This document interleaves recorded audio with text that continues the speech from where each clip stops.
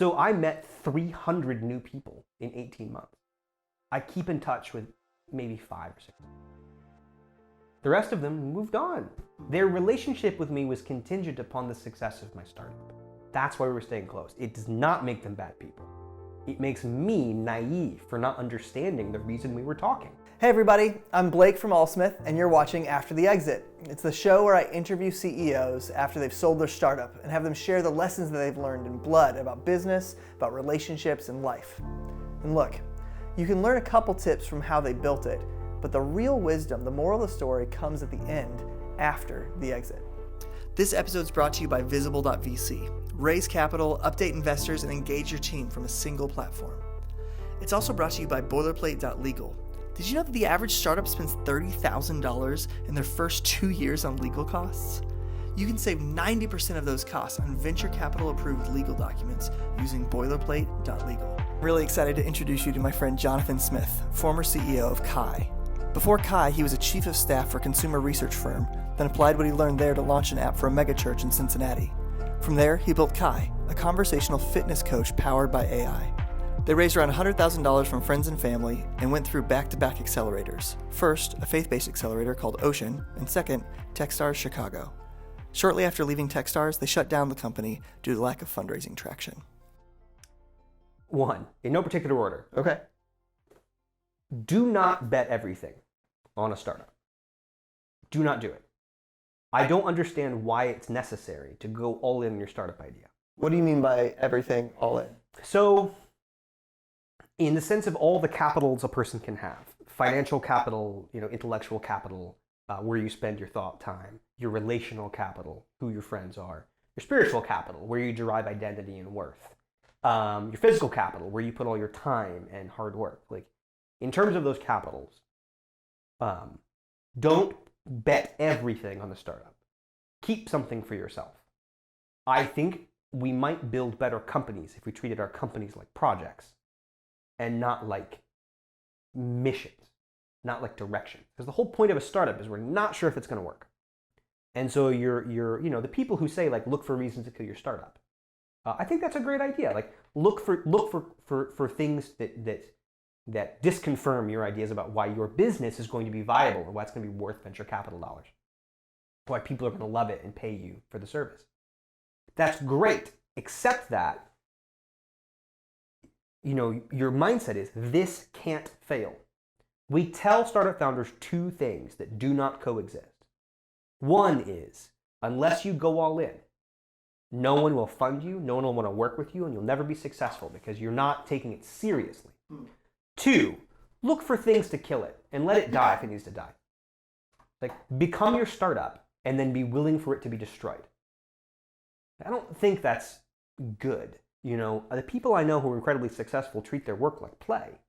And that is attractive, I think, because it's an exercise and they're interested in how they can do a good job. The people who are miserable have made their business their life. You're almost describing like the locus of identity. Yes. Right? Which is that you can't put the identity in this project. Well, and the idea that your identity is this thing that you have inside of you that's very, fuck that. Your identity is all of your relationships, how you spend your time. You can't be somebody and not do things. And if you do things counter to your identity will change, whether or not you want it to. Like, if you will know, I am very kind, but you're mean to everybody for a year, you're no longer kind. That's no longer a part of your identity. You've weeded that out. It doesn't exist. It's only the average of the past 30 interactions you had. And not to say there can't be a deeper meaning in you that drives who you are, but like I was a stress ball for 18 months who snapped at people and was desperate for the approval of others. So to say I'm confident, people was like, people used to be so confident. It's like, I did used to be confident. I can honestly say I'm not during this startup journey. Like I became a stress ball. I became an unconfident person. I let myself become that. And so there's something about, I'll give you by example. First thing I did, I thought, what can I trade for what? Okay, I will pitch the senior leaders of the organization that's taken such great care of me on my startup idea. And I'll pitch them early. My pitch was terrible. It was awful. They would have never invested anyway, but also I just did a bad job. So my parting shot to the people who invested so much in me was to ask them for money. For my thing that had nothing to do with them. Then I raised money from friends and family, which instantly turned a bunch of relationships that otherwise could have been really life-giving to me into transactions. Performative. And I could have gone to any of those people for help, for guidance, still, but I didn't. Because I had put a block between us by saying they're an investor, which means I should treat them like an investor. Meanwhile, it might have been worth more than the investment to just have them to talk to. Maybe the people they introduced me to could have been more valuable. You know, don't try to monetize all of your connections, which is the first to go to friends and family first. No, don't. Do not raise money from your friends and family. Unless your friends and family are investors. If they're investors, absolutely. Have a conversation with them. They'll be very honest about their thesis and what kind of things they invest in. Maybe they'll break their rules for you because they love you. But don't monetize your relationships. Because you will need the relationships to avoid falling into the abyss if the startup doesn't work. So it's almost, you cut your parachute lines. Do you think how much of that was to Chicago? How much of that was in your head versus in reality? Did you actually change those relationships, or did you perceive that those relationships would change? I think it depends on who you are. I'm an introvert. I have close relationships with a small group of people. What I did is reintroduce myself to a bunch of people I never would have went back and talked to otherwise, probably. You know, if they'd come and talk to me, I would have talked to them. But I reached out to all these people as like, and I viewed it as like martyrdom, right? Like I will do the hard thing of asking for money. Power of asking, right? Yes. I will do the hard thing. Meanwhile, hold your nose, that is is not who I am. I'm not the kind of person who asks their friends for money. Like I'm the kind of person who finds a way, and if I need something, I'll ask. But I wasn't raising money because I needed it. I was raising money to prove I could raise money. Because I thought that later investors would care that I'd raised money. In that sense, it felt like you used them. Yeah. And now, like, I believed in what I was building, and they believed in what I was building. They wouldn't give me the money. Honestly, they believed in me. And like, hey, you invested money in a really transformational experience for me. Like, I don't know if that was worth it or not. You know, I learned really early on, there's an element of I want to help you. I like your idea. And also, lottery tickets are fun. You know, this is a really expensive one. It's a roller coaster, though. Yeah, but lottery tickets are fun. Like you realize very early. I've heard this story. I won't share them because they're private. But I've heard this story in many versions, from corporations to accelerators to people. They always go and try to offer a cleaner, surer deal, guaranteed return, and people won't give them money because when people invest in startups, they want to be a part of a rocket ship. They already have safe investments. The purpose of the startup is to be a lottery ticket that's fun to watch and check the numbers every once in a while and see if you won. That's the purpose of a startup investment. I wouldn't invest in my friend's startup if he could say, I'll double your money in 2 years. First of all, I don't know if that's true. Startups are inherently risky. Also, like, I don't want that. Because if you exit in 2 years, I better be getting more than 2x off the money I've just given you. You know, right. They want to share in your victory. 10 or 100x. That's the whole purpose. And so, but there are people who like that. Yeah, maybe another way even, tell me if I'm putting words in your mouth, but it's almost like you need to filter, whoever's investing needs to be totally fine affording expensive lottery tickets. And like it's a rounding error in terms of what they lose. Yep, and there are plenty of people in the world for whom those are rounding errors. Totally. And some of those may be friends or family. My friend's family. That was not. So you thought that was a real... These people could have they could have bought stock. They could have bought something nice. Instead, they gave me money. And they did that. Clear out. It's their money. They had to clear out. It weighed heavily on me. Yeah. It continues to weigh heavily on me. And I'm not sure that it was worth what I gave up. You know? So, all right, if you're coaching a first-time founder, what does it look like to, because you said don't go all in. Yeah. What does it look like to hold back? What do you hold back? What's a practice?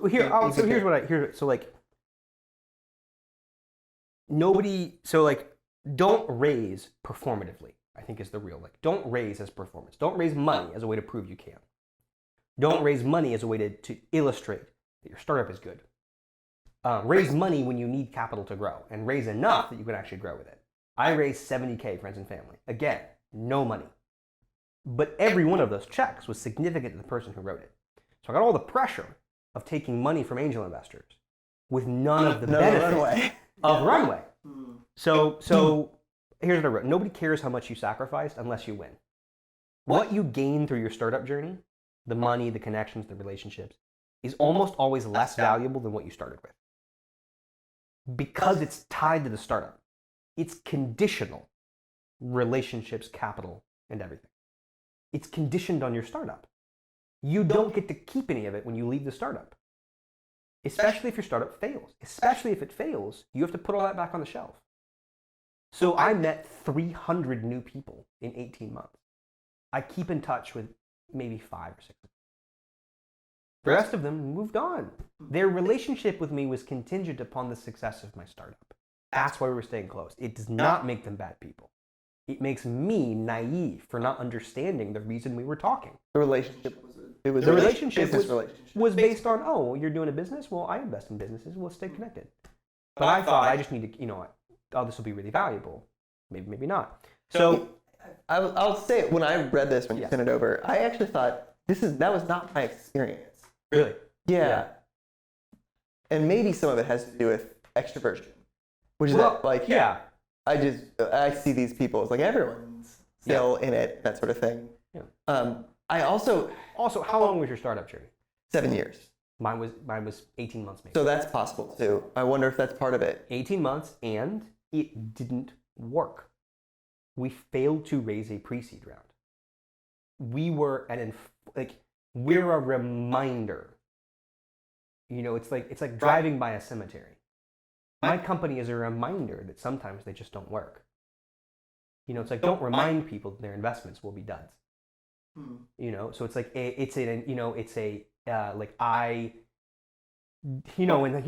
my sister and co-founder says, like, you could have reached out to anybody and they would have gladly talked to you and tried to be helpful. It's like, it's not that. It's not that, like, where all my friends go. It's more the basis of a relationship was our joint involvement in startups.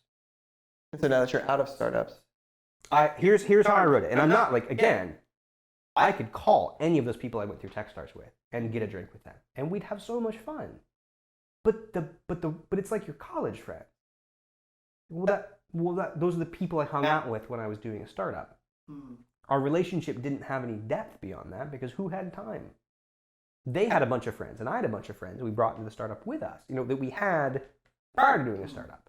So you meet a whole bunch of new people, but those don't necessarily become deep relationships. So, like, to me, it was your startup friends are like your poker friends. You're all at least a little bit addicted, and if you stop playing, they may stop talking to you. Because you feel like you've exited from the startup world. Yes. Okay. Yes. And maybe that's the difference too. That I feel like I'm still in the startup world. Totally. I went to go work for a nonprofit. Yeah. I freelanced for 6 months to go for a nonprofit. I didn't belong in those conversations anymore. And I could call any of them. But the conversation would be, oh, what are you doing now? Cool. Oh, that sounds like fun. You lost the commonality. Yeah, things are going great. Commonality is big, yeah. Yeah. The sense of shared sacrifice, we're doing this thing together. We're going to make it work. Because, like, when you're both doing a startup, they can introduce you to people. They can talk about their experience. What are they going to do to help? Yeah. How they can help. What about in terms of your personal growth? Because I feel like, isn't there some part where, you talk about the things that you get out are of less value than the things that you put in? I feel what I mean by that is, don't trade what you came in with to get things. Okay. Don't divest in the relationships you had before you started your company to spend time, energy, and money on new relationships. Because these new relationships are not separate from your startup. Build on what you've got. Don't swap. Don't move to Chicago and invest every waking moment in your startup. Stay home. Don't move across the country. Build the thing. Yeah, do not move across anymore. Like, who needs to be in another part of the country to do anything now? Like, I talked to a startup a couple days ago. They're out of Louisville. Their address is Palo Alto because it matters. And they have a guy in Palo Alto. It's real. There's only a few of them, and one of them Palo Alto. The guy I talked to is in Louisville. They don't talk about being in Louisville, But it's like, oh, why do we need to be anywhere? It's like I'm doing an accelerator right now. It's the digital accelerator. MetLife Digital Accelerator powered by Techstars. It's one of their Techstars corporate programs. And they had to do it all remote. I think their third year doing it. They had to do it all remote. They had no choice. COVID. MetLife's policies. Nope. Home. And there's some things that are very challenging. There's some things that are honestly better about doing it remotely. You know, like you don't have those, 3 a.m. playing Mario and, like drinking beer. But like, honestly, I'm in my 30s. I don't want to be up until 3 a.m. Like that is a dorm room culture that in my experience do not make good startup founders. Right. Good, the average, so what's the average successful startup founder is in their like 40s or 50s. Is that right? Yeah. It's like we just don't hear about them because as a culture we celebrate youth. Sure. Youth and long odds. Yeah. We love David and Goliath. That's a great story. Like and that youth and long it's our odds. country's founding. But it's not a true story. And it wasn't even a true story when we founded the country. It's just our predilection to value youth, beauty, and long odds. Oh, that's really interesting. That's good. That's helpful clarification. Yeah. So and when I'm not, so these are going to come across as negative because I want things that are punchy. I want things that, but if the story you're being told is you have to go all in, I'm just not sure that's true, nor do I think it's a good idea. That idea of swapping out, I think that's a really good clarification. Don't give up what you have. When I say give up, don't spend less time with the relationships you value in order to build your company. Because what you get will not be worth what you traded. Great. That's helpful. Okay. Lesson number 2. That's great. Number 2. Remember survivorship bias. So some of the greatest books I've read, I love fiction. I read a lot of sci-fi and fantasy, but the greatest nonfiction books I've read are by people like Daniel Kahneman and Thaler and Sunstein, who wrote books about decision-making biases that have been studied and proven. Oh, weird. The math says this, but people do this, even when they know the math. Crazy. One of them is survivorship bias. Every story, probably, except for right now, right? Every story of success you heard from a podcast comes from a winner. It comes from people who succeeded. Even the stories of failure that we value are stories of failure told by people who later succeeded at the same thing. Right. Down and back up. How many stories are we not hearing that could have wisdom in them or value in them from people who failed and never got back, never did a startup? They went and did something else and are happy, But we don't want to hear those stories. We only want to hear about people who achieved our dream. It would be like me only listening to stories of people who became, NBA players. We all kind of get that, like, I can't be an NBA player, like for a litany of reasons, chief among them now being age. There's all these reasons why I can't be an NBA player if I want to. But if I listened to a ton of podcasts, I would start to believe. It's a cargo cult thing, right? If I just do the things that they did. Never mind the fact that, to what extent were these people lucky? And that's really hard, and we don't want to hear that. Because we want to believe that any of us can achieve our dreams if we work hard enough. Any of us can achieve our dreams if we just work hard enough. And I just don't, I think that's a lie. I think work hard enough and there is a certain catch a wave. Catch a wave, and anymore, I think the country is more ready to have this conversation. Being a white dude really helps.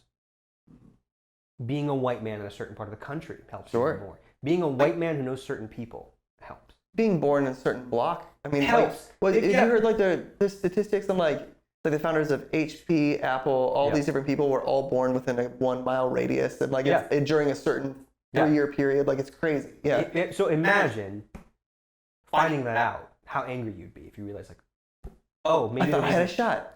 Imagine even worse. Imagine being born on that block and struggling in life, and then hearing that stat. How much worse would you feel if you'd been unable to get it together? It's like if you only listen to people who win, you're ignoring the role of luck. Because if this were an experiment, you'd be saying, well, assuming everybody has luck, what are the best things to do? Which is different from assuming luck is evenly distributed, bias, extreme bias notwithstanding. Assuming luck is equally distributed, what would you do? When you only look at people with successful companies, you're not saying assuming luck is equally distributed. You're saying assuming luck, that you get it and you get it at the right time, what should you do to succeed?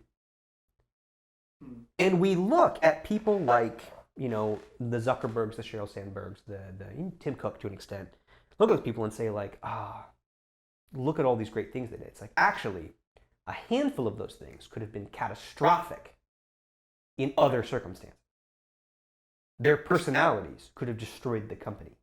Their decisions could have bankrupted the company. Their moments of weakness could have created a scandal that destroyed the company and ruined their chance with investors. Mm-hmm. But when you never mind the fact that, like, hey, winners keep winning. I think that's the winners keep winning because we give more resources to people who are already winning, thinking they're the most likely to win. By giving them more resources, we're making them the most likely to win. So much is given, much more will be given. Or will be added on to you. Yes. Right? It's like, and then, I don't disagree with the biblical principle. I think it's just describing reality. It is, but also, like, I think that's been heavily perverted in the context of startups. If your valuation has gone up, we'll give you more money, which will raise your valuation. It is not connected to the reality of your work ethic. The hardest working companies do not necessarily succeed. It's that when we hear stories of successful companies, many of whom are very hardworking, or who have a vested interest in appearing hardworking, that's the story they tell. Because no one wants to tell, and more importantly, you and I don't want to hear stories of luck. Really interesting. Because we want to know what they did, because we can't control luck. We love that idea of being able to control your fate. It's not their fault for telling stories of hard work. It's the only questions they're being asked. That's interesting. There's also the question, I think, of how do you manipulate luck? Right? Because there's also, like, there are behaviors that will make you more lucky or less lucky. At the end of the day, it's still luck. But you can navigate. Developing weak ties is a big one now. It's like developing a network, because the most valuable connections you have will probably be 1 or 2 degrees away. Developing weak ties, putting your name out there, all that kind of stuff. Like, I just don't. Or just doing things. Doing things makes you more lucky. Yes. Yeah. You're opening yourself up to opportunity. Yes. But it doesn't guarantee it. Absolutely. It's like this analogy. I think almost what you're describing is it's people think that startups is chess when it's probably closer to backgammon. Have you ever played backgammon? Where it's a dice game.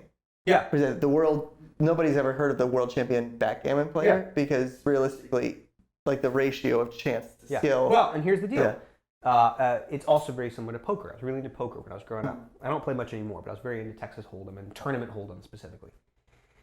And the best Hold'em players, they don't win everything they enter. They don't win every session they play. If it's a cash game, they're trying to make decisions and increase their EV, their positive expected value, and they're trying to get higher iterations. There's no iterations in startups. You sort of make a set of commitments and you're just kind of in. You're kind of in with your hand. You got to play your hand. And you start with very little and you try to build to something else. But, like, you don't have at-bats in a startup. You have at-bats in your marketing if you have money to put behind it. You have at-bats in hires if you're lucky. If you can correct quickly, you can say, okay, what did we do wrong? How did we obviously didn't set this person up for success and now we have to let them go. Really, it's kind of our fault. What can we do to do better than this? You have at-bats. But with your company, you don't have multiple at-bats. With your company, but as an entrepreneur, you do. Yes. You can do things differently. Like, I'm a career entrepreneur, and startups will rotate through. That's a different way. Please tell me what went wrong with Kai, because I can't point at it. You can't? I can't. I cannot tell you what went wrong with Kai. I could give you a list of 100 possible things that might have been it. But there is no smoking gun. Because I can say capital. More capital would have let us see what was our team really capable of without the pressure of constantly running out of money. But then you can say, well, if you've had a stronger product, you would have had an easier time raising capital. It's like, okay, well, we really needed a stronger product. Well, it's like, well, we would have needed capital to do that. And, maybe a different team. Maybe we need a team with different experiences. Or maybe a decision about messaging and direction would have really changed it. I can't diagnose what happened in my startup. Right, until you do another one. Right, maybe. Because then there's some level of, I'll do something different. Yes. I've never done this before. Let's see if it works. And and some of it may have been. It's. I think you're right. I disagree. I totally disagree. You cannot step in the same river twice. Right. Everything is different now. I could try Kai exactly again and succeed. Possibly. Independent. I could become a different person and try Kai and succeed. Literally, there was a company in Israel called Kai doing coaching via text message that just raised a round. Wow. The only difference, haven't seen their tech at all. Oh, they reached out to us because they're like, hey, Can we have this? you exist. And I was like, yeah, we folded. The company's gone. So like, yeah, whatever you need. Please, if we're in your way somewhere, this is just Do you dead. want a logo? Yeah, like no, just yeah, please. Like, if we show up somewhere, tell us. We'll take it down. We don't want to be in your way. We dissolved our entity. Literally, Kai, text message based coaching. They thought about fitness, decided against it, and went to behavioral health. And a couple of people on their team have behavioral health credentials. We didn't have any fitness credentials on our team, which made it hard to tell a fitness story. And then also they raised money. They raised money in Israel, but they're targeting the American market. So like maybe Kai in Israel would have worked when we tried. Who knows? You know, it's like I just don't think it's clear. Like, and I want to have a positive story to tell. Like, I don't think people shouldn't try. I just think they shouldn't sweat it if it doesn't work. You didn't fail. It failed. I'm sure you could have done some things differently, but you didn't. What is the point of being like, well, what could we have done differently to make it work? You're not going to make the same company again. You can't. It's not possible. It'll be different people, different idea, different everything. You know? If anything, I could get meetings with VCs quicker. Sure. But that doesn't solve the problem of first you have to have an investable business. Sure. You also have institutional knowledge, though, in terms of entrepreneurship. Totally. Like you as a person are different. I have been taught and have learned and internalized how a fundraise works. Yes. Most often when people come to me and say, actually, I'll get to that one because I'll get to that one in a minute. But it's the when people come to me and say, I'm looking to raise venture, I say, are you sure? Because that's not the only way to build a business. Sure. And it has some drawbacks. Yes. You know? Yeah, hit that better to know about. Yeah. So like ask the hard question. What do you actually want? What you want matters, independent of what your business you're building. Because a miserable you is a bad CEO that people won't want to follow, that people won't want to work for, that people won't want to invest in. So somebody doing what they love is just attractive. People would love to be around that. They'll try to find a way to help because you seem happy and alive. And that's always attractive, right? So are you sure? What do you actually want? Are you sure it's a startup? Better to just establish that up front. I don't think I wanted a startup personally. I think I wanted an R&D department. I wanted to run an R&D department to build a technology to solve a problem I deeply believed in. And I probably would have been better off looking for a corporate sponsor than looking for venture backing. Because I wasn't sure I had a business. What I had was a really big idea for a very important problem. But you didn't necessarily want to be a CEO. No, nor did I really want to run a startup. A CEO's job is to raise money. Early stage startup, unless you're coming in previous backing, there's just people who are like, yeah, I'll make a phone call and I'll get the first $1 million. That's awesome for them. That's a privilege, and I think people tend to acknowledge when they have that privilege. Yep. Because of this, that, or the other, or who I know, or my last exit, I have easy access to capital. If you don't have easy access to capital, understand that your full-time job will be getting capital. Or you'll have to go without capital. And you're saying, hey, know what it is that you want? Is that really what you want? So like you are like a venture-backed startup is a really specific thing. Very specific. There are rules around it that you really can't break. They're hard to bend. Like you're buying into a scheme that involves specific players with specific interests. There's specific rules, there's specific outcomes, there's specific expectations. It is even VCs will say, raising venture is a game. And it's a game that it's important to know how to play it. Everybody ultimately is just trying to create value for their LPs, for their customers, for their partnerships. They're just trying to create value. But it is a game, as evidenced by you have to have a lead, you must show up in this particular way, everybody's going to tiptoe up to the line but not invest.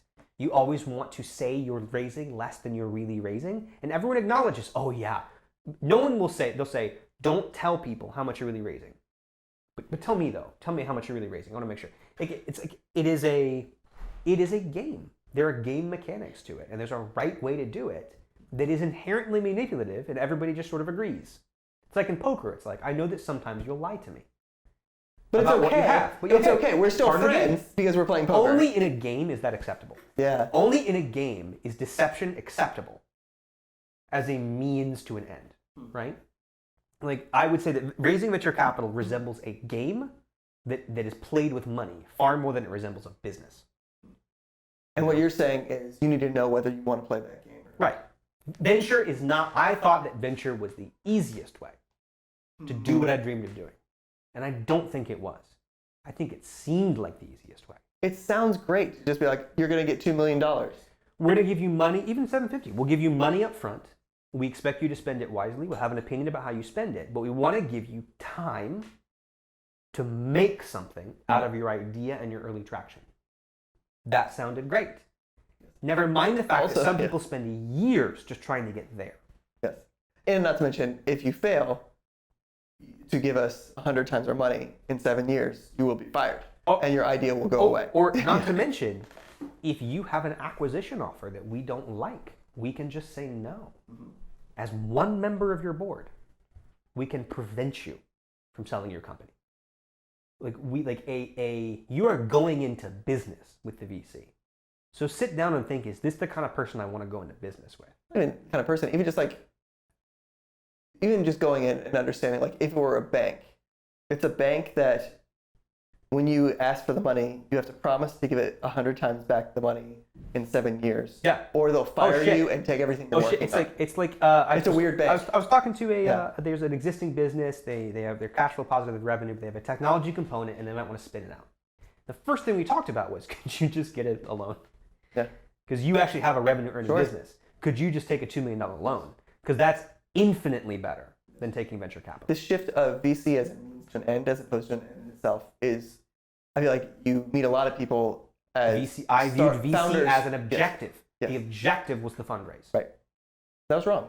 I was wrong because I didn't know what I had, and the only way to find out, I had a problem, which I believed the way to find out what I have and what's possible is to burn capital, to explore it, figure it out, try it out, see what happens. Hire talent to explore it. That's a think tank. That's an R&D department. That's a corporate venture arm. That's not a venture-backed business. So I thought I had a venture-backed business, or I wanted one, and then was extremely frustrated when I couldn't get that to come together. The reason was it was never a venture-backable business.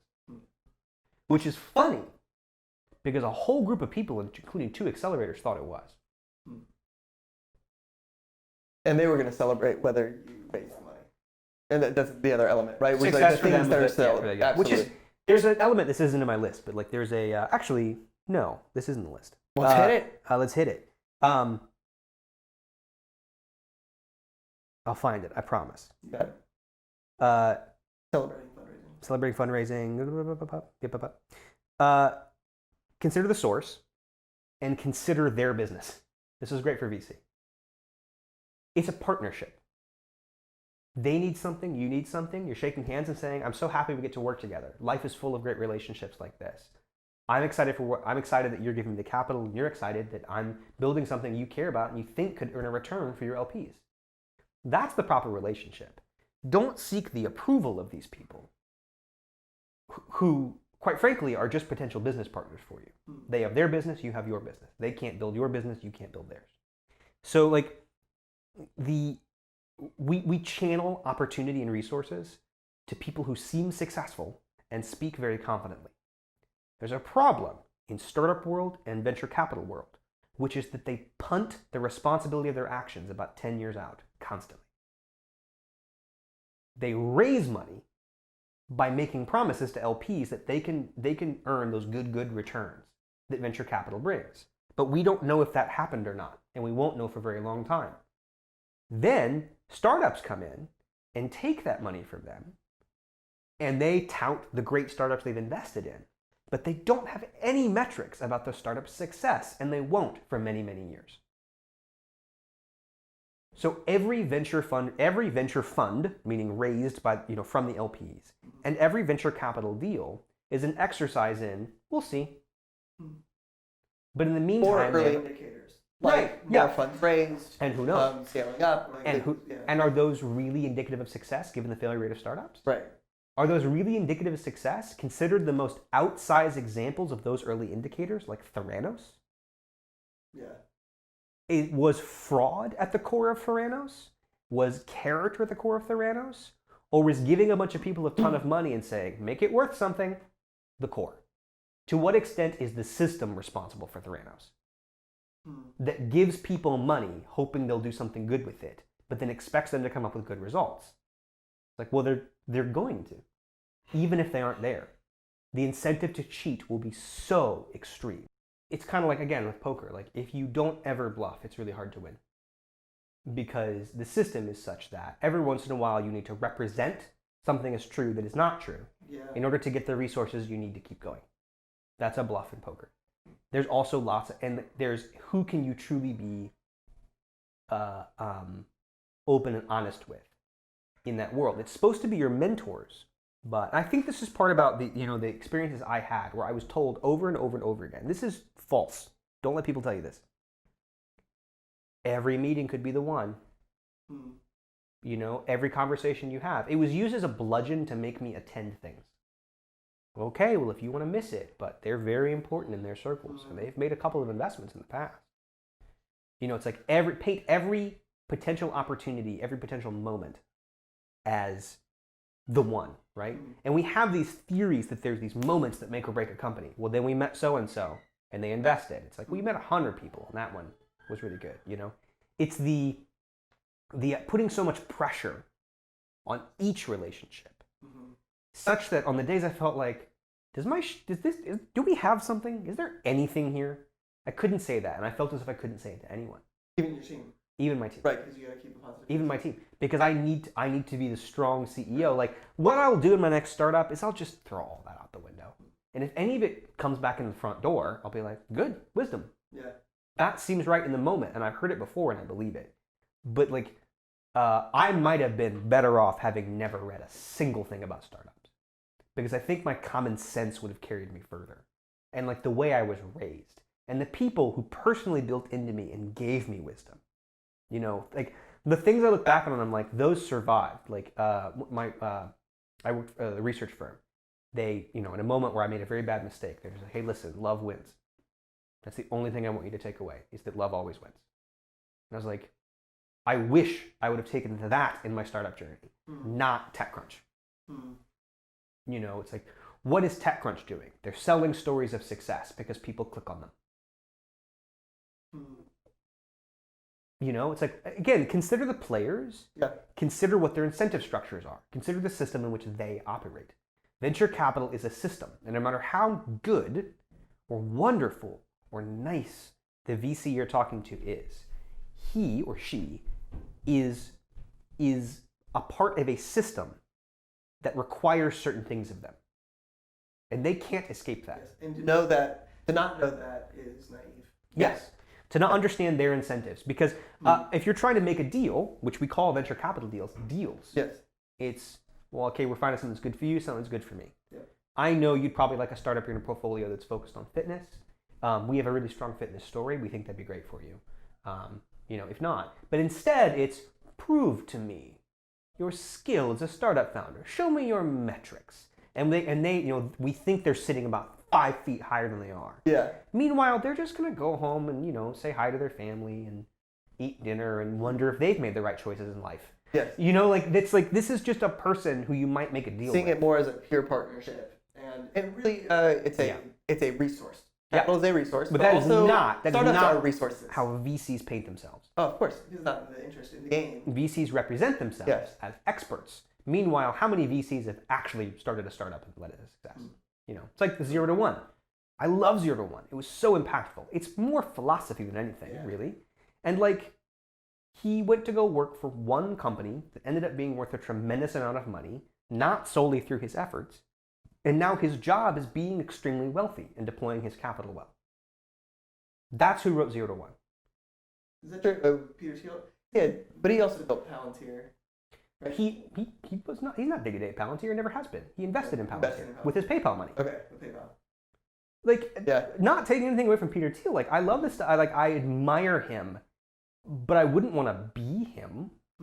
And I also he didn't help me make my company successful. He had some interesting ideas that were good fodder for conversation, but none of them were practically helpful in the day-to-day.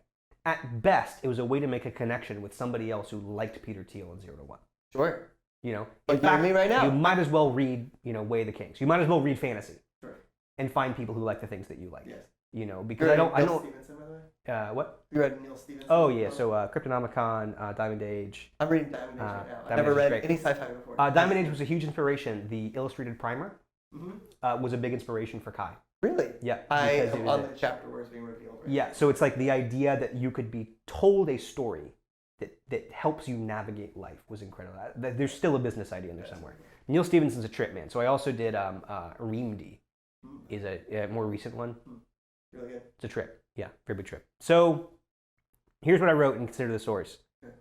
All the people you talk to during your startup journey will be either A, actually successful, actually wise, actually prescient about the future, or B, living in the gap between the promises they made and having to deliver on them.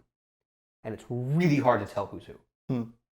Because they all sound the same and look the same and have the same smile. But some of these people are just living in the gap between the things they said they could do and the many years that have to go by before they'll be accountable for those promises they made. Yeah. You know? Some of it, I feel like what you're describing, what was the title of that lesson? Consider the source. Consider the source. I almost wonder if some of this is, you get short-term players. Yeah. If you only get to play one round of poker, you're going to play really differently than if these are people you see regularly. Yeah. And it's that, I think that VCs are long-term players. And I actually think the best entrepreneurs are long-term players. Yes. Where they're like, I'm a career entrepreneur. Yep. And I see myself this way. I'm a career entrepreneur. I'm going to be doing this for a long time. And I think that those relationships will accrue for a long time. Totally. The first thing I will do when I have a good deal is take it to these people. I liked them. They were nice. They were nice to us. They were friendly. Yeah. But I was expecting them to save my company by investing. They can't do that. And something that goes back to the looks of identity, which is that if your identity is an entrepreneur, I got something, you got something, let's make a deal. Yeah. But how is it, like, when you're in those rooms, they're not talking to your company. They're talking to you. Yes. And they're trying to understand the value of the thing you haven't made yet, but will. Yes. And I'm talking a lot about the early stage right now. Friends and family angel pre-seed seed round, in which there's not much to bet on other than the idea, your pedigree, and you. It's hard. No seed deal is made based on the fundamentals of the business. Right. Certainly no pre-seed deal. And so what are they betting on? Betting on you. You and the urgency of your problem. Totally. Yeah. And even that could change. Yes. Yeah. Their perception of the urgency of your problem. Right. Their interpretation of the urgency of your problem. They're betting on your team. Yeah. So we can say all day, like, don't take it personal. That's what they're betting on. They're deciding if you're worth the money or not. Based on what you bring to them. Worth the money. That almost sounds more hierarchical. It'd be like, or it's more just like, is there a natural fit between your two peer organizations? Yes. Right? Does it match the thesis? Does it match the stage? Okay. Well, Does it match, here I'll challenge that. Yeah. Every thesis goes out the window when the right deal comes. There's some truth to that. Yeah. Here's what I was taught about VCs. You go in. Here's what I teach people when they come talk to me. Like, you know, ironically, like, I understand people coming to you to learn about how to raise money. People talk to me too, and I'm like, I didn't. No, you've pitched though. You've talked to a lot of people. But I was taught how from very reputable sources. And here's what I was taught. You go into the meeting, you meet them as early as possible. Early as possible, because investors invest in lines, not dots. And it doesn't matter what you have achieved or what growth curve you've realized prior to meeting them the first time. All they care about is what happens between meeting 1 and meeting 2. Because when they enter the story, that's the beginning for them. And they need to see trajectory from here, not from there, because they weren't there then. Right. So you make the connection early. You go in, they're going to say no. They don't want to invest. No one's invested in the first meeting, so they're going to say no. But you have to ask, would you consider investing in my company? And they're going to say, no, I think you're a little too early for us. And we say, well, what do you mean by too early? What would you need to see? Under what circumstances would you say yes to our company? And they're going to give you a list. And you keep, is there more? Is there more? Is there more? Is there anything else you would want to see if you're going to make it? And you get their entire list. Then you pick 2 of those things that are common to all of them and do those 2 things. And the minute somebody commits to your round, their other 8 things will disappear. Because their list isn't real. Because they're also making decisions on emotion. Sure. Ultimately. You can't have dumb numbers. You can't have numbers that make no sense. But ultimately, they're making an emotional choice to invest in you. Trying to make the best choice they can. But it's an emotional choice. They buy stake in companies the way we buy DoorDash. What do I feel like is the right thing right now? You know, and it's bigger than that and involves more money than that. But on sense of scale, They have to invest the money. Yeah. They promised a group of people whose money it really is that they would invest in. They said they're gonna make about 30 investments this year. Said this is their thesis. They said and they're trying to balance out their portfolio. Mm-hmm. Things that seem a bit more predictable and things that are further out there. So like, I get where they have a thesis and I went, no, they don't. They're just trying to make good investment decisions. I would say it's interesting. On a couple of your points, I feel like I disagree. Or they're looking. I would say I don't pitch people who are outside the thesis, not because they wouldn't, but because statistically it's less likely. Well, and here's or the thing. I have to work harder. Here's my analogy. One of the classes I took in college was screenwriting. Mm-hmm. Taught by a guy who was an incredible screenwriter. I read one of his scripts and it was like, this is incredible. But he hadn't had much luck with selling screenplays. Mm-hmm. And the movies we watch, a lot of them aren't written on spec anymore. They hire a screenwriter who's already well known to write the script. But a lot of screenwriters are writing scripts on spec, which is what a startup is like. You're going into pitch. I've made something. Do you want to put money into it? Mm-hmm. So they're writing a screenplay on spec, meaning they're trying to sell the screenplay. It then goes through a soul-crushing series of revisions, gets put in turnaround. Maybe your screen thing never gets made. But your objective is sell the screenplay. The problem is lots of people write screenplays. And there's no real way to know which ones are good or not. Because maybe it looks bad on the first page, but then maybe it's really good. Sure. Maybe you don't like it, but maybe that's what all the kids like right now, so you should make that one. So they pay people to read these scripts. So you send it to Blake, but Blake doesn't read it. Mm-hmm. Blake's assistant reads it. They read to the first typo. Not because good scripts don't have typos. Lots of incredible scripts have typos. Easy to have a typo in 120 typed pages. Because they need a reason to reject these scripts. Mm-hmm. They can only take 10, they've got 1,000. Mm-hmm. So they're looking for reasons to say no. And thesis is their way to easily say no without having to worry about it. It's the quick out. Mm-hmm. It's the quick out. Right. The reason not to pitch a biotech, investor with your, fitness startup is because they have a really easy way to say no. Mm-hmm. But they don't have easy ways to say yes. Saying yes means making an emotional choice. Sure. And relationships are the easy ways to say yes. Right. I can feel good about this. Right. Because it's Blake. Right. And I loved working with Blake. Yes. A weaker version of that is I can feel comfortable in this because Blake said they were great. Yes. Exactly. Yeah, and that's why so much of this process is relational. Yeah. Absolutely. Yeah. Essentially, I just had a debate with somebody on the lines versus dots thing on 500 Startup Slack channel. Yeah. Do you realize that's a very debated point? I believe the opposite. You think they invest in just the the most money I've ever raised came in a single point of contact. I was in breakfast meeting, second partner meeting, full partner meeting that evening. Wow. Like it was just literally boom, boom, boom, boom. They'd never heard of me, never seen me, whatever, but it came from a strong introduction. That's also got to be timing, right? Some of it's timing, but also I think it's that if you come in with their expectations here and you're already here, and you can at least hint at some level of interest or actually have interest from somewhere else. People say, hey, better to raise money when you don't need any. Mm-hmm. Better. It's about that, But I think a point actually has infinite upside. A line, it's like, well, it's not going to go here, and there's something about a line that feels more finite. But I think you came in, you weren't cold. Mm-hmm. I was well introduced. And also, what round was this for you? This is our seed. Okay. Yeah, but it's we'd already raised $2 million in angel, so yeah. That's just different. Yes. They're me coming in with my, my 2 accelerators and 70K friends and family. Right. I am full risk. Yes. So you want to meet them at 0, and then the next one needs to be here. Because I was, makes sense. Okay. This is the thing with my other maybe non-popular advice to startups is don't make money. Don't charge anything for your product. Right, because 0 is infinitely closer to $1 billion than 1 is. Waitlist. Yes. Waitlist hardcore. Yeah. Because you do not. It's okay if you want to be judged by your MRR. That's great, but you better have the kind of business that is MRR day 1. Yeah. and just goes up and up and up and up and up. That's a really powerful, easy story to raise money on. MRR. The rest of their objections you can deal with. But if you're making $500 a month, you're in real trouble. I mean, you can't get it up any higher than that. Yes. That's where we were. We eventually shut down. We shut down the one part of our business that was earning revenue. Right, because it was too so small. we could raise money. Yep, isn't that funny? Yeah, that's totally true. Because it didn't look like a venture backable deal. It didn't look like a rocket ship. Yep. You know, it's like you're trying to like paint them the outline of a rocket ship and be like, what does it look like? And right. they're like, kind of looks like a rocket ship. You're like, got it. You got it.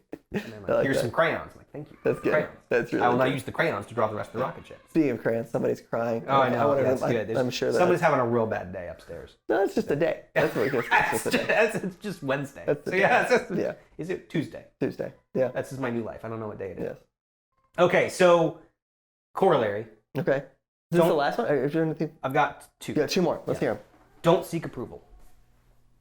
So I approve. Thank you. The approval of others will not make you happy, and it sure as hell won't make your business successful. Like, there's no amount of people liking what you do that brings any dollars in the door, and ultimately you're trying to make a business that makes money. That's why they're giving you money, is because they think your business is going to make money. You know, there's a lot of weirdness in there, like they're betting that other people will think that what you're doing is valuable, so they get a bet. But ultimately, at the end of the day, you're trying to make a value-creating business, and the way we know how to measure that is money in the door. You know, the earning of money that outstrips your expenses to build a business. So yeah, I mean, venture capital distorts this idea of the profitable business. But ultimately, what else are you doing if you're not trying to make a business that creates value? You know, the beauty of VC is they can give you a lot of time to find that pocket of valuable work to do that generates a profit. But you are trying to make a profitable business at the end of the day. You're just trying to use a bunch of other people's money to capture a segment of the market and own it, such that you have a moat, such that you make a tremendous amount of money, because you've now beat all your competitors to the space. You know, that's the business case for VC. Grab the market. Yeah. So like, but like in the meantime, what you're sort of told to seek is great meetings with great people, which is ultimately, oh, he really liked you. You know, I saw he really liked you. Oh, they really want to move forward. They're very excited about you. That's the day-to-day language of VC, which is confusing. Because really that and a dollar will get you a cheeseburger. Yeah, they really liked you. They had a great meeting. So like, it's really, you know, I understand you need the venture to build the business, but there are 100 ways to build a business, and I'm not sure that venture is chief among them. You know, I think we love that story because it's weird and the numbers get really big.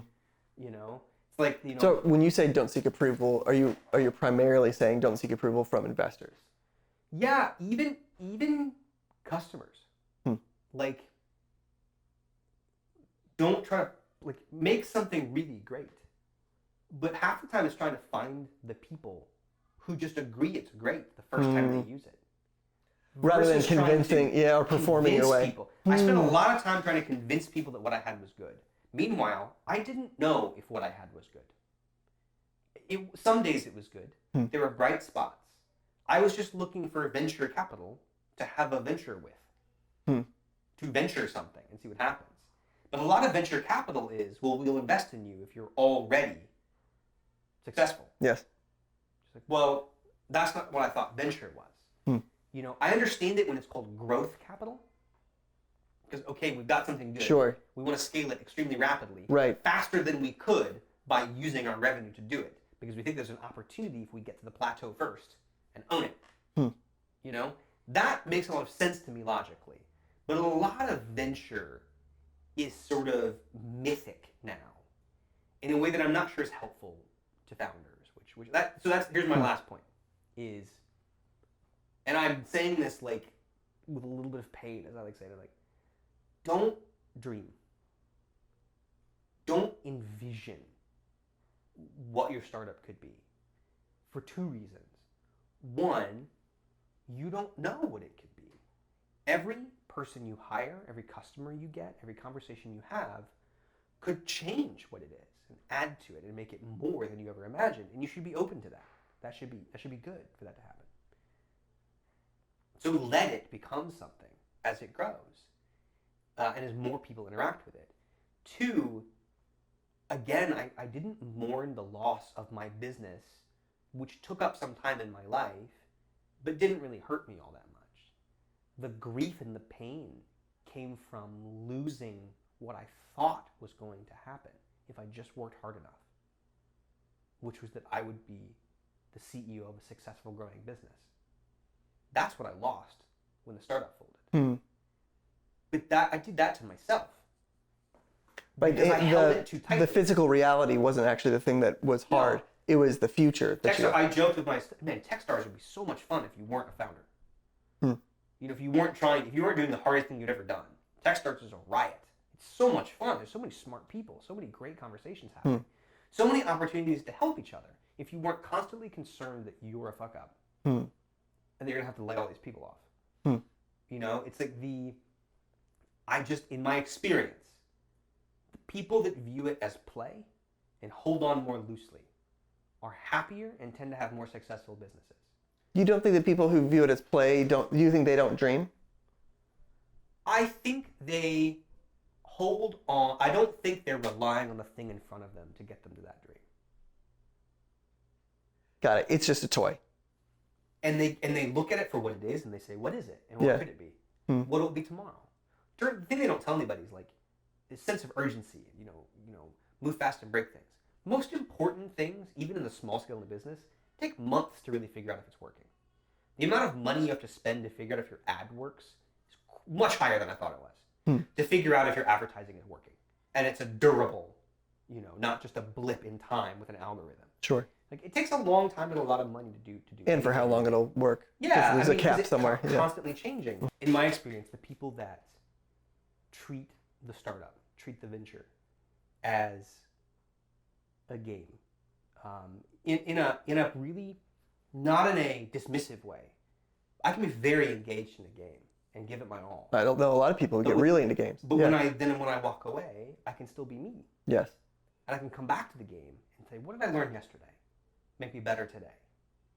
And I can be happy because nothing in this business, success or fail, means anything about me at all.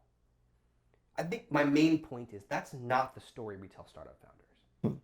I agree that of course you should, not put your identity in your startup. But we can't say that in the same breath with all the other things we tell startup founders. Fake it till you make it. Go all in. Really, hey, you're gonna get 1,000 no's for that one yes. Who fucking has time for 1,000 no's? Was that a good use of my time? All those no's? Would I have been better off just saying, what could I do with no money? How would that work? Maybe I'll come back to it in a couple of years. But that need to put it all on the line right now and fake it till you make it. You have to, it's just kind of making it work. Yes. As opposed to letting it be what it's going to be. Don't force it and be, the thing I did belatedly that I think was the smartest thing I ever did, be willing to let it go. And give it a good send off and thank everybody who was involved and be appreciative and show gratitude. And let them be excited for you. Take some time off, recover from the stress, and move on. But I beat my head against a wall for 18 months, and I learned a lot. But I'm not sure that was the best use of my 18 months. I think it had to happen. I think I had to do it. But that was because I needed to disabuse myself of what I thought a startup was. Because now I know a lot more about what a startup is. It was almost more of it was a shedding process. Yes. Yeah. It was a way for God to knock that idea of success out of my head. I greatly value the experience I went through. Yeah. I don't want anyone to have to go through that experience that I did. And, everybody I surrounded myself with in my startup journey, I think because I was so intense about my startup, because I thought I had to be. I thought I had to be all about my startup. Yeah. They're all about my startup too. And I want to go back to meet all those people and just talk to them about life and their kids and who they are. Being a full person. Yes. Rather than maybe being just this one role in this one company. When I say don't go all in, that's what I mean. Yeah. Keep a piece of yourself outside of it. Yes. And return to that place of safety. Yeah. Yeah, there's a lot of recurring themes in what you're saying. A lot of it has to do with the locus of identity, right? And that's really ethereal to say, but I like describing it as a game is a better way to say it. Yeah. Which is that I'm still me no matter the outcome of this game. My startup is something that I'm doing. It's a project I'm working on. It's the thing I'm working on. Yes. It should be okay to refer to my startup as a project. Yes. It's the thing I'm doing, but I'm over here and I'm okay. I'm fine. Yeah. That was a big theme I feel like that I pulled out too, and a lot of it was those relationships with friendships and family and those types of things are the rooting principles that remind me that I'm more than my startup. Two was, it's this idea of long-term versus short-term players. And even if you plan on circling back a decade from now, Yeah. if you can remind yourself that you are an entrepreneur, not a founder CEO, there's something about that changes your behavior with the VC and changes the pressure. Totally. If this is a long-term relationship I'm making, and here's the product I have right now, yes, but I can come back later with something new and be like, is this better? Yeah. Last time it didn't really work out, but here we have now. But there's also an element here of like, there's nothing you and I said today that I think any VC I ever talked to would disagree with. Yeah. But the day-to-day, the micro moments, the little messages that we send to founders with our media, with the stories we tell, with the things we celebrate, are different than these big ideas we're discussing right now. Mm-hmm. So, absolutely. I'm picturing a LinkedIn post talking about like the grind it's and hustle 12. porn. Yeah, right? exactly. It's hustle porn. Yes. It's like celebration. Meanwhile, those people posting on LinkedIn are looking for views. Yes. They made that post to get views. Also, greatest tool in your arsenal is the unfollow on every social media platform. You absolutely should try to surround yourself with people that you feel are helping you. Yeah. When you do this. Taking the long view, I want to go back to that. Yeah. So taking the long view goes back to, we had a back and forth on like, don't invest everything, don't bet it all. Yeah. Your startup, no matter how good, no matter how much you believe in it, is not worth all your time. I agree. It is not worth all your relationships. It's almost like It's not worth all your money. no company is a large enough container for a full human being. Yes. A human being is a bigger thing, right? Yep. It doesn't fit in just a company. I let my startup crush me. In order to fit you into the Fit me into container. this idea that I'm a startup CEO. And I didn't feel I was able to be my whole self. Right, because your whole self doesn't fit. It doesn't fit. Yeah. So, you don't have to pretend to be 100% about your startup to get venture money. They'll give you venture money. If you ask them for a reason why they won't give you venture money, they'll tell you.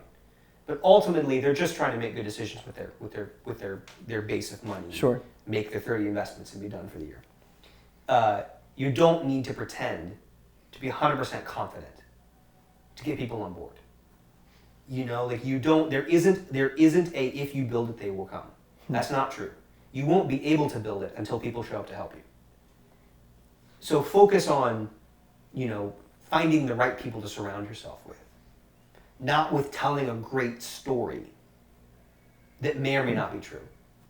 Yes. Again, it's substance versus appearance. Yes. Yeah. It's important to tell a great story about your startup, but it's important to know that it's a story that you're telling. Yes. And for it to be true. Yeah. It's important. If you're playing a long game, it becomes very important. Because I feel like you could get in and out as a shyster, but you can't be a lifetime entrepreneur. I think that the big conning theory people. is, hey, optimize for the long term. Yes. And understand and hold in your head at one time the idea that you desperately want your startup to succeed because you really do believe in it and you hope other people see what you see. Yep. And also, the long term you're optimizing for may not include your startup. Yep. And that has to be okay. And if you can't imagine a future in which your startup is not successful, you need to think harder and maybe take some time off. Because it can't be all or nothing. That's, I think, a lie we tell ourselves. Yeah. That it's this or nothing. No, there's so many other things. Every day, think about under what circumstances you would shut down your startup. And then when those circumstances come true, reevaluate for sure. But honor your previous decisions in a sober moment of when is it worth continuing versus not. I made everything about the startup. And I would do anything for the startup to succeed. Because I thought the upside was limitless. And I'm just not sure that's true.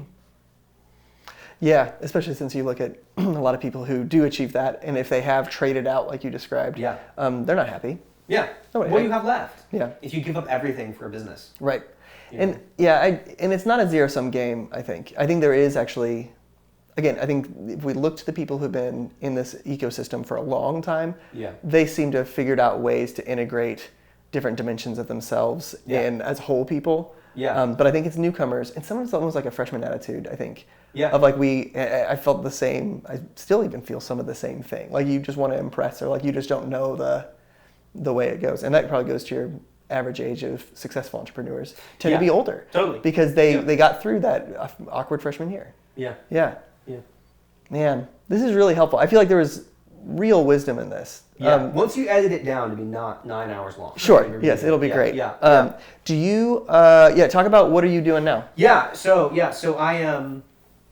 I picked a very strange year, 2020, to go off on my own. But so far so good. So we're all off on our own. Don't worry. We're all off on our own. You're all making it work.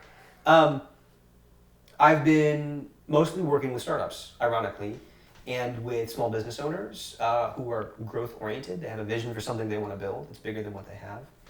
Helping them tell a better story about what they're making. The short version I say is I help startup founders and small business owners tell a better story so their story makes them money. And sometimes that means marketing, but oftentimes it just means getting clarity about what they're doing and why. On my site, n7strategy.com, I say that clarity is clarifying, but really hard to achieve. Yeah, no kidding. Clarity is very difficult, but extremely valuable. And the more you build a company, the less clarity you have. There's too many things coming in at you from different directions to maintain this clear single source of truth, this clear true north of what you're trying to do. So a lot of my work is just helping gain clarity. That takes many forms. Sometimes it's, I wrote this blog post, I don't like it. Great, I'll rewrite it. I'll help you get it to a place where you do like it. Yeah. I produce podcasts for startups, which to me is an exercise in gaining clarity. Sure. Through your voice, but also through the voice of the people you choose to bring on your podcast with you. I also do, something like, I call it like a platform, which is, what is the company about? Why do you exist?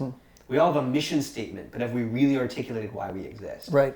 And that's not just a touchy-feely exercise. For me, that is, I think you can do a tremendous amount of high-value creating work. I think you can attract better talent. I think you can raise more money. I think you can get more customers. Yes. If you can clearly articulate why it is you exist and why you aren't off doing something else. And ironically, many of us can't do that. It's very difficult to do alone. It's very difficult. And it's actually really easy to do from the outside. Yeah. Just be like, that isn't, right? Like, let's work through this. Yeah. That's really interesting. I feel like, do you realize that a big part of your story was that you lost clarity along the way? Totally. And I completely lost sight of what I was doing and why I was doing it. And now what you do is you help people gain clarity. Yes.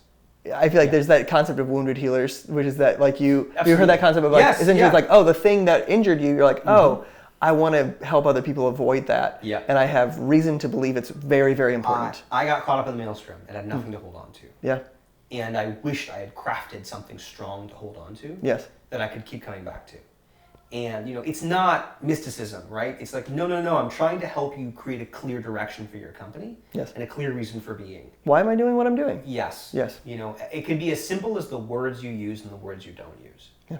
Yeah. We all have voice and tone documents, but have we gotten down to like, how do we define ourselves and how do we not define ourselves? It's really, really fun because I get to be a part of these early stage companies.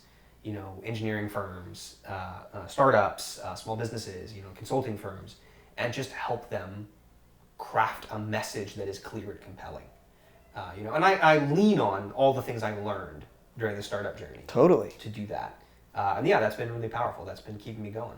That's amazing. Yeah. I love the full circleness of that. Yeah. I know that we're not supposed to be just massaging stories to make sure that they always have a happy ending. Right. But in reality, that is a full circle story. That is really cool. Yep. At least in the trajectory. No, I think it's really beautiful. And Thanks for sharing all of this absolutely. stuff. Is there a way that people could get a hold of you in the future? Yeah, totally. So I'm sure you have show notes or something too, but just the letter J at n7strategy.com Great. Is an easy address for me. You can find me on LinkedIn too. There's a lot of Jonathan Smiths. But only one that looks like this. Nice. And that's great. Probably not true. Let's be honest. There's a lot of Smiths out there. There's probably a lot of white dudes that look like this. But yeah, I mean, one of my motivations for coming on here is like I realized I miss these conversations. Yeah. I miss startups. I miss small businesses. Like I want to, if I can be helpful in any way. Yeah. I want to do that. You're open. People. Yes. Okay. Yeah, well, contact Jonathan because he can help. Thank you. Yeah. And what more important thing is there than why am I doing what I'm doing? Yeah. And if you can help on that, that's a big deal. I'm doing what I'm doing because no one should have to go through what I went through. Yes. It's just not necessary. That's right. Yeah. That's great. Cool. Well, thank you. Thanks. This is awesome. Yeah. Hey, I hope you liked that video. If so, maybe watch another right here. Why not? Also, make sure to hit subscribe down below. Thanks for watching.